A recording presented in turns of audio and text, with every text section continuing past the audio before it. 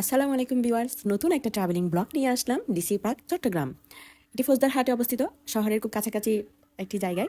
আপনারা যে কোনো জায়গা থেকে যেতে পারেন, 2 নম্বর গেট থেকে, জিসি মোড় থেকে বাসে করেও যেতে পারেন, আবার চাইলে সিএনজি করেও যেতে পারেন, অলংকার হয়েও যেতে পারেন, একান থেকেও যেতে পারেন। আর কিছু বাস চালু হয়েছে এই ডিসি পার্কে যাওয়ার জন্য। আপনারা ফেসবুকে বিভিন্ন গ্রুপে চার্জ দিলেও পেয়ে যাবেন। তো এখানে একটা মধ্যখানে বিশাল একটা লেক আছে। লেকের দুই পাশে হাঁটা চলার ব্যবস্থা করেছে খুব পরিচ্ছন্নভাবে। আর অনেকগুলো বাঁশের সেতু তৈরি করা হয়েছে। তো এই সেতুগুলো আগে অনেক সুন্দর ছিল, এখন বৃষ্টির পড়ার কারণে এই বাঁশের তৈরিগুলো এগুলো কিছুটা পচে গিয়েছে। তো এখানে না ওঠাই ভালো। আমি সানসেটটা খুব চারিদিক থেকে সুন্দর করে ভিডিও করেছি। আমার কাছে সানসেটটা অনেক অনেক ভালো লাগে। আমার কাছে এই ভিউটাও অনেক সুন্দর লাগে। বিকেলবেলা খুব সুন্দরভাবে ফটোশ্যুট করতে পারেন। এই সেতুগুলোতে যদি সাঁতার না জানেন তাহলে না ওঠাই ভালো, কারণ এগুলো অনেকটা পচে গিয়েছে, তাই পড়ে যেতে পারেন। আশেপাশে অনেক ফুলের গাছ আছে, তো ফুল উৎসবে গেলে এটা সৌন্দর্য আরও অনেক বেশি ফুটে ওঠে। আমি এটা ডিসেম্বরের দিকে এটা ভিডিও করেছি।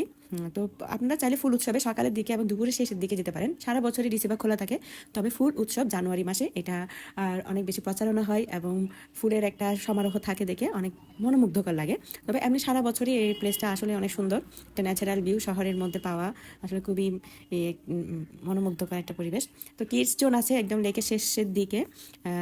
বেশ কিছু শিশু পার্কে যে রাইডগুলো থাকে সেগুলো এখানে পাবেন। 50 থেকে 100 টাকা খরচ হয়, খুব বেশি হয় না প্রতিটা রাইডে। তো বাচ্চাদেরকে নিয়ে যেতে পারেন, তারাও অনেক আনন্দ পাবে। আপনারা বড়রাও ভালো একটা পরিবেশে ঘোরাফেরা করলেন, আর ছোটো বাচ্চাদেরও একটা বিনোদন কেন্দ্র হলো। আর লেকের মধ্যেও কিন্তু বোর্ডের রাইডটাও কিন্তু আছে। তো এটাও আমার কাছে অনেক এনজয়ফুল লাগলো।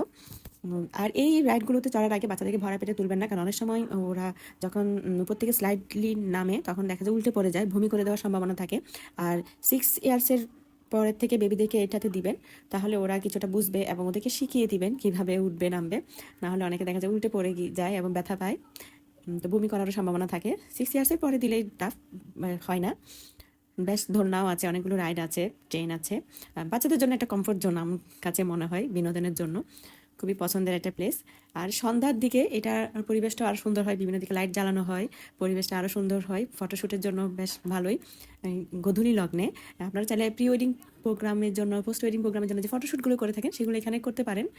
বেশ সুন্দরই হয়, অনেকগুলো স্পট আছে ফটোশ্যুটের জন্য, বা এমনও যারা ফটোশ্যুট করতে ভালোবাসেন ন্যাচারাল ভিউসে তাদের জন্য অসাধারণ। আর পার্কের শুরুতে একদম হাতের বাম পাশে আরেকটা কিডস জোন আছে, যেটা আন্ডার 5-6 ইয়ার্সের বেবিদের জন্য, যেখানে কোনো টিকিট কাটতে হয় না, এমনি বাচ্চারা এনজয় করতে পারে। দোলনা টোলনা অনেক কিছু আছে। তো হাতের ডান পাশে একটা রেস্টুরেন্ট আছে, এটা আমার কাছে অনেক ভালো লাগলো। ভিডিও ভালো লাগলে লাইক, কমেন্ট, শেয়ার অবশ্যই করবেন।